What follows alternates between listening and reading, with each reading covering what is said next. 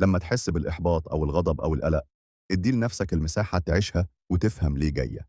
مش لازم تكبتها أو تتجاهلها، بالعكس، هذا جزء مهم من التسليم. التمييز بين ما أستطيع التحكم فيه وما لا أستطيع. اكتب في ورقة الحاجات اللي تقدر تتحكم فيها، زي أفكارك، تصرفاتك، قراراتك، والحاجات اللي خارجة عن إرادتك، زي تصرفات الآخرين، الظروف، نتائج الأمور. ركز على اللي تقدر تغيره وسيب الباقي لله أو للظروف. وضع الحدود. التسليم مش معناه تسمح لأي حد يأذيك أو يستغل طيبتك. حط حدود واضحة تحمي بيها نفسك عاطفيا ونفسيا. لما تحط حدود، بتدي نفسك احترام وبتدي الناس فرصة تحترمك. تغيير النظرة. حاول تشوف المواقف اللي بتواجهها كفرص للنمو والتعلم، مش كعقبات بس.